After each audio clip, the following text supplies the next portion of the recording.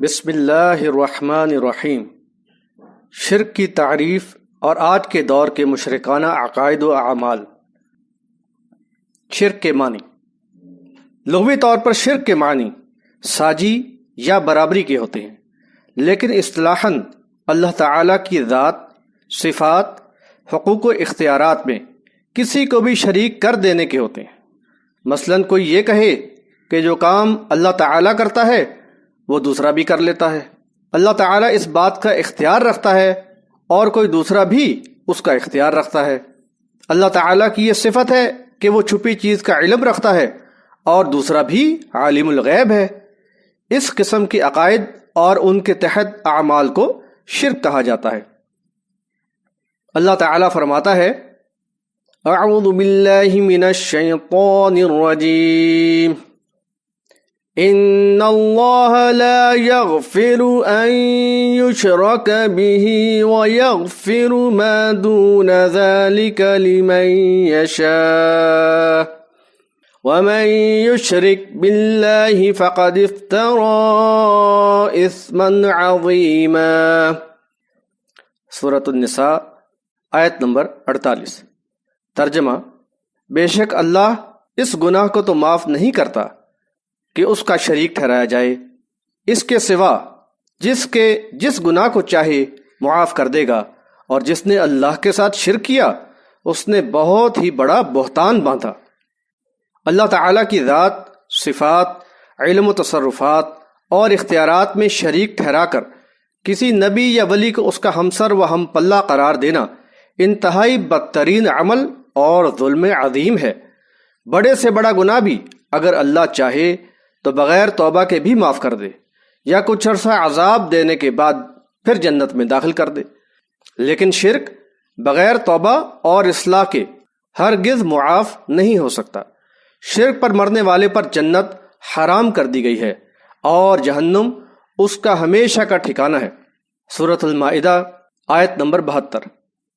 لقد كفر الذين قالوا إن الله هو المسيح ابن مريم وقال المسيح يا بني إسرائيل اعبدوا الله ربي وربكم إنه من يشرك بالله فقد حرم الله عليه الجنة ومأواه النار وَمَا لِلظَّالِمِينَ مِنْ أَنصَارٍ۔ ترجمہ: ان لوگوں نے یقیناً کفر کیا جنہوں نے کہا کہ مسیح ابن مریم ہی اللہ ہے، حالانکہ مسیح علیہ السلام نے کہا تھا اے بنی اسرائیل، اللہ کی عبادت کرو جو میرا بھی رب ہے اور تمہارا بھی رب۔ حقیقت یہ ہے کہ جس کسی نے اللہ کے ساتھ شرک کیا تو اللہ نے اس پر جنت حرام کر دی ہے اور اس کا ٹھکانہ جہنم ہوگا اور ظالموں کا کوئی مددگار نہ ہوگا۔ بات بالکل واضح ہے کہ شرک کرنے والے پر جنت ابدی طور پر حرام اور اس کا ہمیشہ کا ٹھکانہ جہنم ہے۔ آخرت کی اس زندگی میں جہاں موت نام کی کوئی چیز نہ ہوگی، شرک کرنے والا ہمیشہ ہمیشہ کے لیے جہنم میں ہی جلتا رہے گا۔ ذرا تصور کریں وہ زندگی کہ جس میں ہزاروں سال گزر جائیں، لاکھوں اور کروڑوں سال ہی نہیں اربہا سال گزر جائیں گے لیکن موت نہ آئے گی، تو اس مشرک کا کیا حال ہوگا؟ ایک کھال جلے گی تو دوسری بنا دی جائے گی، دوسری جلے گی تو تیسری، اسی طرح کروڑوں مرتبہ جسم دوبارہ بنا دیا جائے گا لیکن جہنم سے خلاصی نہیں ہوگی۔ اب ہم دوبارہ سورۃ النساء کی طرف آتے ہیں۔ ان اللہ لا یغفر ان یشرک به ویغفر ما دون ذلك لمن یشاء ومن یشرک باللہ فقد افترى اثما عظیما۔ ترجمہ: بے شک اللہ اس گناہ کو تو معاف نہیں کرتا کہ اس کا شریک ٹھہرایا جائے، اس کے سوا جس گناہ کو چاہے گا معاف کر دے گا، اور جس نے اللہ کے ساتھ شرک کیا اس نے بہت ہی بڑا بہتان باندھا۔ معلوم ہوا کہ شرک کسی صورت میں معاف نہیں، لیکن دوسرے گناہ اللہ تعالیٰ جس کے لیے چاہے اور جس قدر چاہے معاف کر سکتا ہے۔ یہاں تک کہ ایک حدیث قدسی میں نبی صلی اللہ علیہ وسلم فرماتے ہیں کہ اللہ تعالیٰ نے فرمایا وَمَن لَقِيَنِي بِقُرَابِ الْأَرْضِ خَطِيئَةً لَا يُشْرِكُ بِي شَيْئًا لَقِيتُهُ بِمِثْلِهَا مَغْفِرَةً بحوالہ مسلم کتاب الذکر والدعاء والتوبة والاستغفار باب فضل الذکر والدعاء والتقرب الی اللہ تعالی۔ ترجمہ: اور جس نے تمام زمین کے برابر گناہ لے کر مجھ سے ملاقات کی بشرطیہ میرے ساتھ کسی چیز کو شریک نہ کرتا ہو تو میں اس سے اسی کے مثل مغفرت کے ساتھ ملاقات کروں گا۔ سوچیں آخر کیا وجہ ہے کہ اللہ تعالیٰ شرک کے معاملے میں اس قدر سخت ہے اور دوسرے گناہوں کے بارے معافی کی گنجائش رکھی ہوئی ہے۔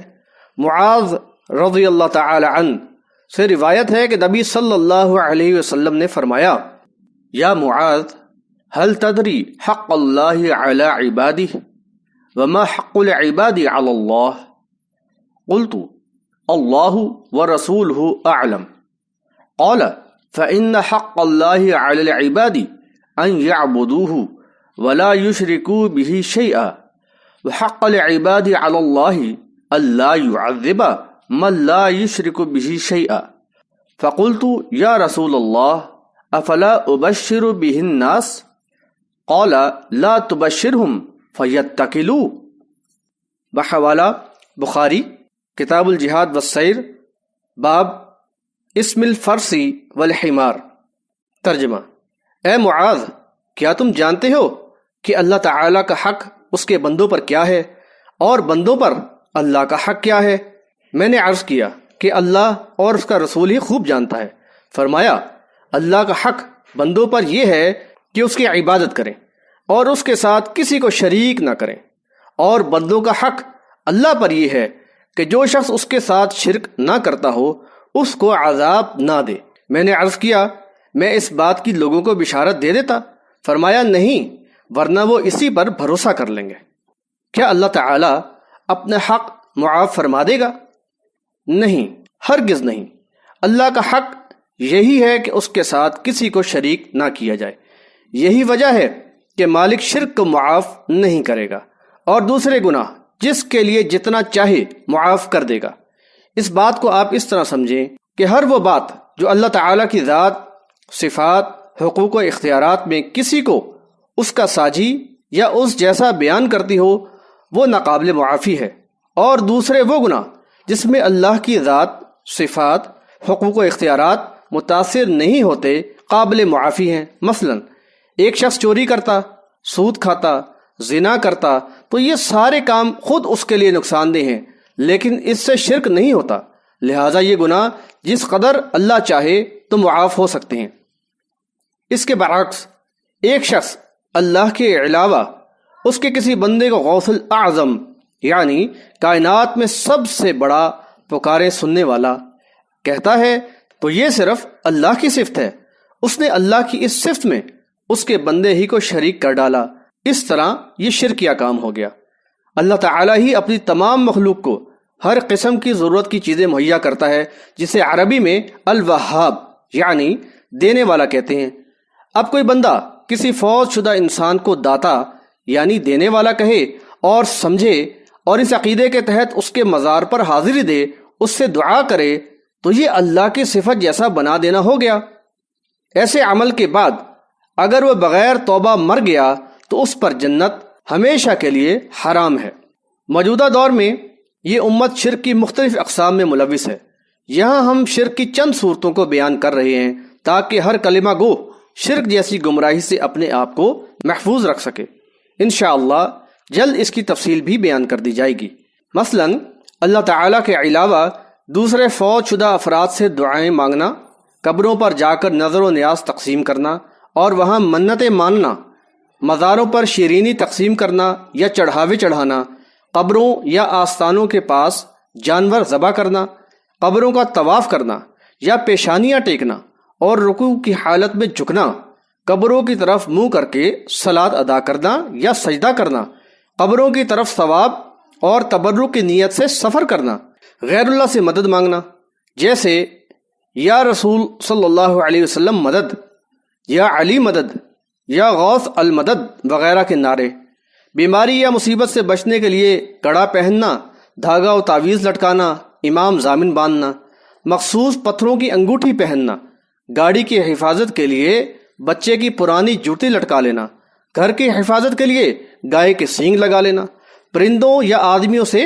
فال لینا، جادو کے ذریعے دوسروں کو نقصان پہنچانے کی کوشش کرنا، نجومیوں کے پاس جا کر اپنی قسمت معلوم کروانا اور ان کی تصدیق کرنا، علم نجوم سے زمین حوادثات کی خبریں دینا، ستاروں کے ذریعہ بارش طلب کرنا، جانوروں کو غیر اللہ کے نام پر چھوڑ دینا، قرآن و سنت کے مخالف امور میں اپنے فرقے کے مولوی و مفتیوں کی اطاعت اس نیت سے کرنا کہ یہ جائز ہے، اللہ کے دین اسلام کو چھوڑ کر لوگوں کے بنائے ہوئے نظام و مذاہب اختیار کرنا، اللہ کے دین اسلام کے نام پر بنے ہوئے فرقوں اور گروہوں سے تعلق رکھنا وغیرہ وغیرہ۔ یہ سارے معاملات مشرکانہ ہیں۔ وہ لوگ جو اپنی آخرت کے لیے فکر مند ہیں وہ عین اسی لمحے اللہ سے توبہ کریں اور اپنی اصلاح کر لیں، کیونکہ نہ جانے کس لمحے ہمیں موت آ جائے۔